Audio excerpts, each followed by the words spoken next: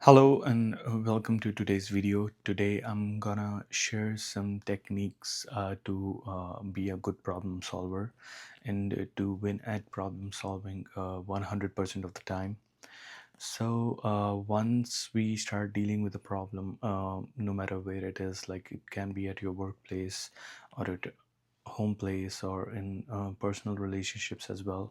So any problem, you bring it up and you divide it further into subtasks so that the problem is easy to analyze, and each subtask can be planned further to make an action plan on it.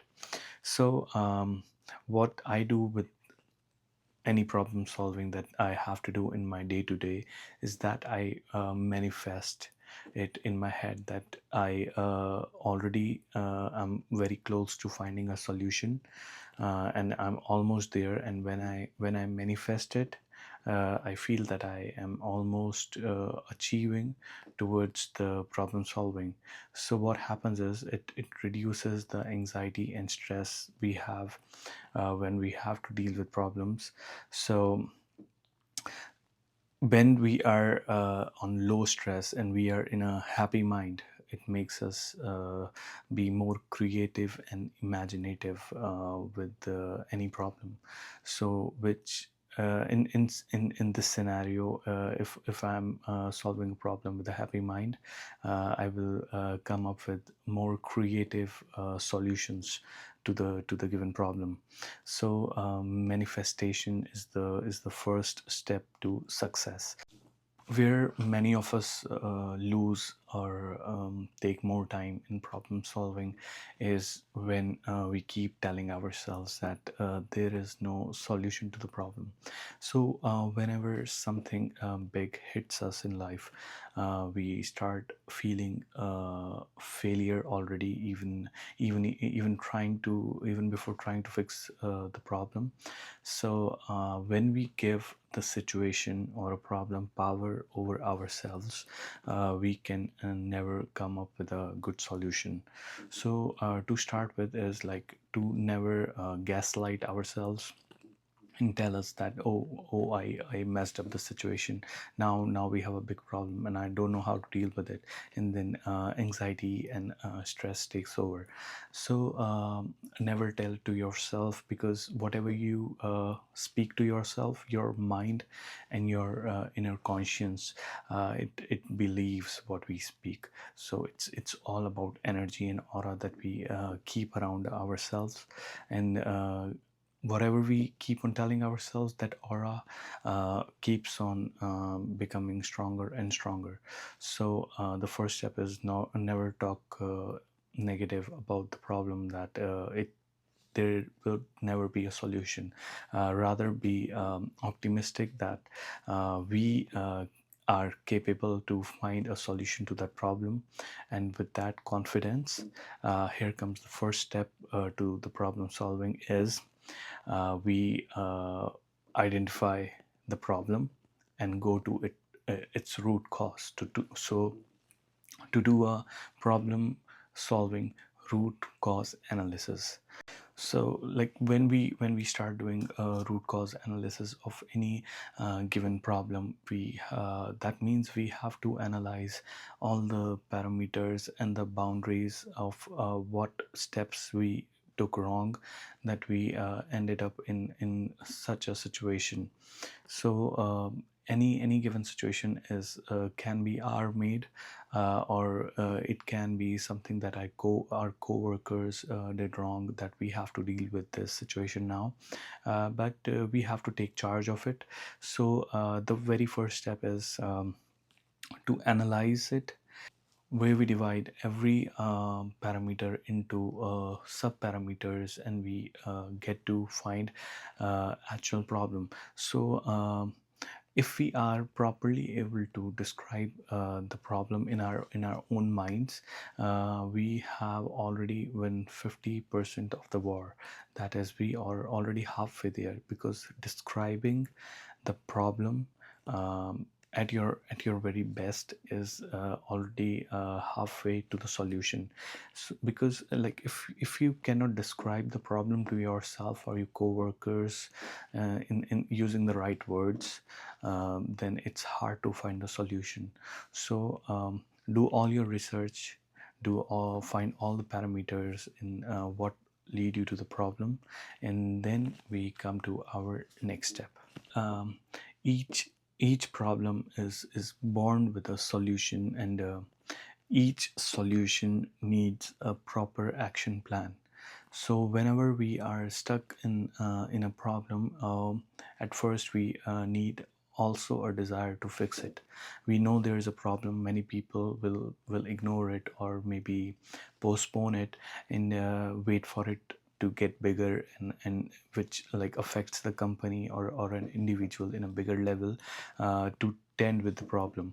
But what we do is we have to have the desire to fix the problem in its early stages, when it takes less resources to fix it, and it won't cause that much damage, because problem gets stubborn with time, and it can cause you more money, cause you more stress, and there's no point keeping the problem just the way it is. So you must have a desire to fix it, and from a desire bonds need to find a solution. And now that you already have identified a problem in the first step, now is uh, we come to our next step to find a proper action plan after we have a desire to fix it.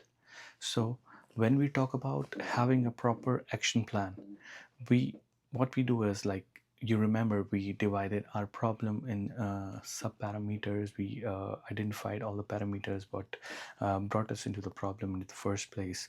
So in formulation of the action plan, we take each of the parameters and their sub-parameters, and we divide our action plan according to our parameters, so that each small task, each small subtask has its own solution and can be divided into uh, different time schedules. We can manage it by like, let's say it's a first day of problem solving. So at first day I'll see, okay, so lack of resources, is what caused the problem, or poor time management is what caused the problem. So I'll on the very first day I'll fix the time management, I'll fix my schedule, or I'll fix my employee schedule, and then I'll get to the second parameter. Second parameter could be lack of potential in your workforce. So I'll, in my second day of problem fixing, I'll try and train my people.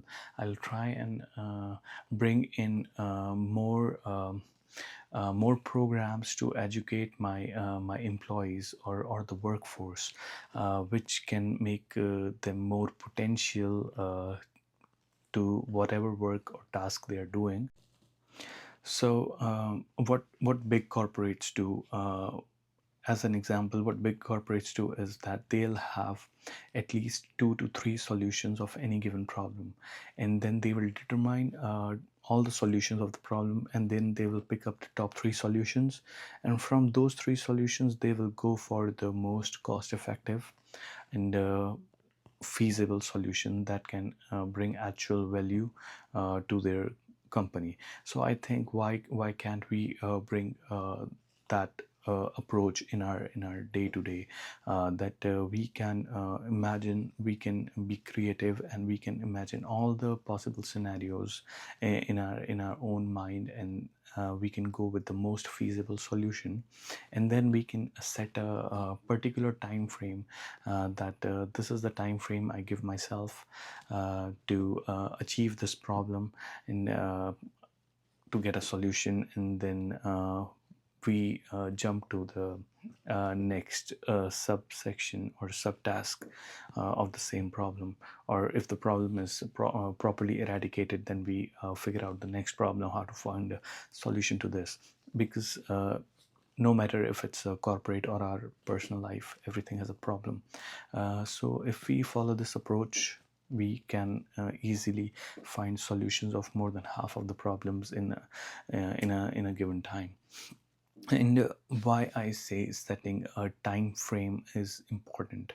Now that you already have a solution, so when we set a time frame, there's a alarm going in our head. I don't know if it happens to most of you, but it is a case with me that if I set a particular time frame, I have a certain discipline that I have to finish this particular task into this given time. Otherwise, I would be delaying my next task. So after setting a proper time frame for a particular problem, our next step is willingness to act. So we do not procrastinate our solutions. We do not delay the problem solving process, and we jump right to action, like call to action and jump right to it. Just act and go mode. So once you know this thing can be fixed here, there's no point just like delaying it, or just imagining like the problem is gonna solve itself, because it never happens. Like solution needs a hand of action.